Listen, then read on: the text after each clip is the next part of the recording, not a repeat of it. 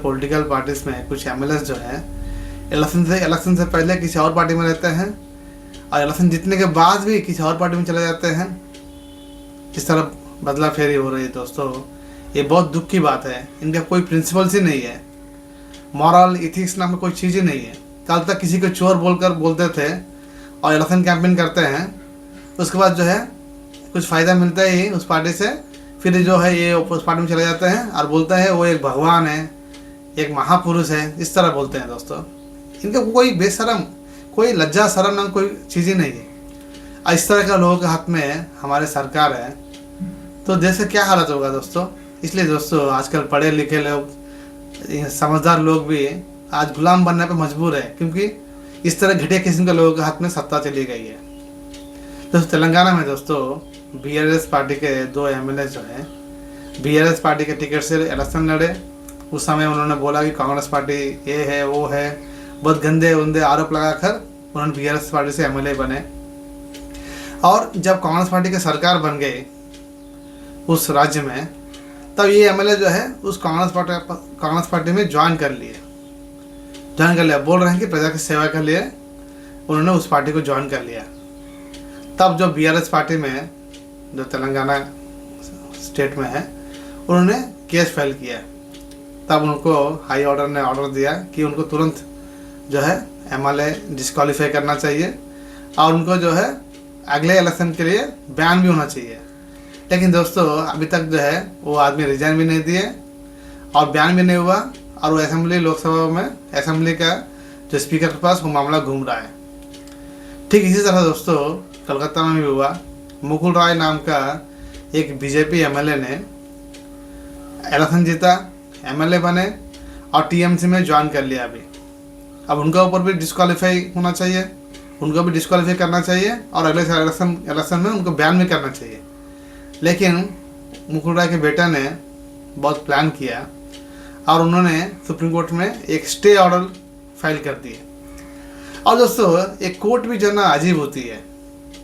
इनका अगर कोई पूछा जाए मुझे स्टे देना है कि नहीं देना है तो स्टे पर विचार करेगी। उन पर ये नहीं बोलेगी भाई आपने पार्टी चेंज किया आप डिस्क्वालीफाई हो जाओगे, डिस्क्वालीफाई होना पड़ेगा, इस तरह नहीं बोलेगी। क्यों? क्योंकि उनका जो केस में उनका जो फाइल किया गया प्ली में उन्होंने रिक्वेस्ट किया था स्टे के लिए, तो स्टे के बारे में सोचेगी, बाकी सब छोड़ देगी। इस तरह का कानून है हम लोगों के पास। इसलिए उन्होंने सुप्रीम कोर्ट से स्टे ऑर्डर मांगा था, स्टे ऑर्डर मिल गया। अभी वो कंटिन्यू है, बीजेपी में ही कंटिन्यू है और टीएमसी से लोगों से मिल रहे हैं, सब कुछ कर रहे हैं। अब इलेक्शन जीत आने वाला है, तब ये टीएमसी से अगर लड़ेंगे, इलेक्शन जीत जाएंगे, फिर टीएमसी के एमएलए बन जाएंगे, तब तक ये केस जो है स्टे ऑर्डर में ही रहेगा। कितना घटिया किस्म का सिस्टम बनाया लोगों ने नहीं, ये लोगों को जो है ना लीडर्स, ये जो पॉलिटिकल पार्टीज जिसका हम लोग बढ़ से करके वोट देते हैं, और ये लोग इस तरह घटिया सिस्टम बना कर रखे हैं जो उन लोगों को ही सपोर्ट मिलेगा। हम लोगों को जैसे लोगों के साथ खून चूस कर वो लोग ऐश करेंगे, इस तरह का सिस्टम बना हुआ है। और ये लोग घटिया लोग तो उनका इस सबसे सिस्टम बनाएगा ना, क्योंकि उनका नेचर ही ऐसा है, इस तरह बन रहा है दोस्तों।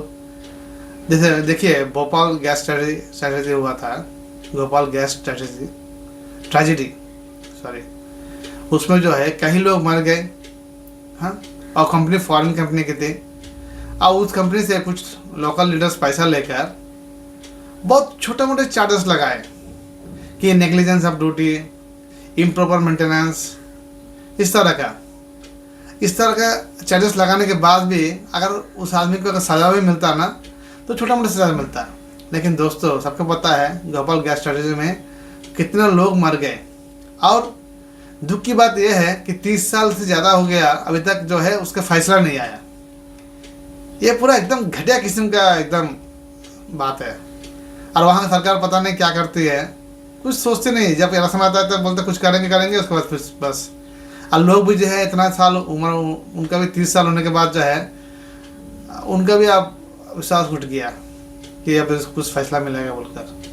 लेकिन दोस्तों मेरा पॉइंट ये है कि कानून व्यवस्था जो है इतना घटिया किस्म का बनाया कुछ लोगों ने कि उनसे जो पूछा जाएगा उसी का जवाब देगी। भाई आप चोर हो, आप ये सब आपके ऊपर एप्लीकेबल नहीं होगा, तुरंत सजा मिलेगी, इससे नहीं बोलेगी। उन्होंने अगर मांगा कि स्टे ऑर्डर चाहिए तो स्टे ऑर्डर के बारे में विचार करेगी, बाकी सब विचार नहीं करेगी। अगर किसी को आरोप लगाया कि इन्होंने जो है नेग्लिजेंस, लापरवाही की, तो लापरवाही के ऊपर छोटा मोटा जो केस बनेगा उस पर क्या होगा, 1-2 साल सजा होगी। जबकि उसकी लापरवाही की वजह से कितने लोग मर गए उसके बारे में नहीं सोचेगी।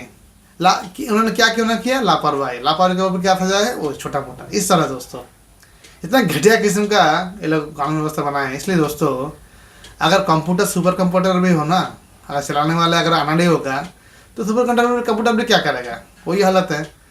जो चलाने वाले अगर घटिया लोग होंगे तो कितना ही रूल्स बना लो, रूल्स कानून व्यवस्था बना लो, सब मिसयूज ही होगा। और मैं बार बार बोल रहा था कि if team leader is donkey in nature then whole team will become like a donkey even if they have lion. मतलब टीम लीडर और गधा किस्म का हो, चोर हो, तो पूरा टीम जो है चोर किस्म का ही हो जाएगा। उसमें टैलेंटेड लोग, अच्छे लोग होने के बाद भी उनका टैलेंट काम नहीं आएगा।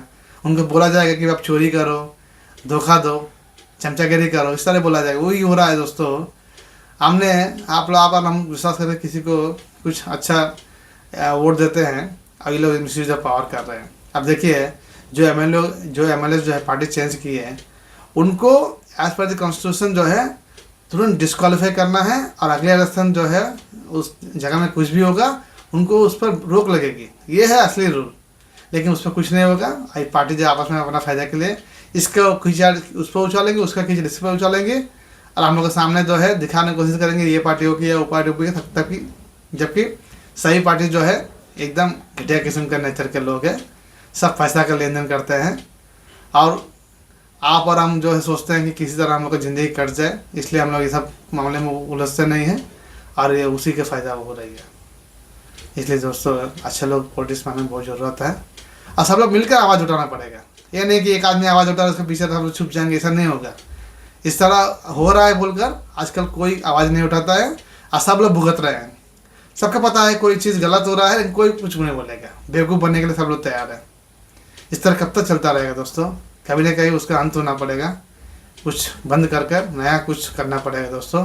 नहीं तो ये लोग पॉलिटिकल पार्टी अपना खेल खेलते खेलते पूरा ऐशो आराम की ज़िंदगी लूट रहे हैं, जी रहे हैं। जय हिंद, जय भारत।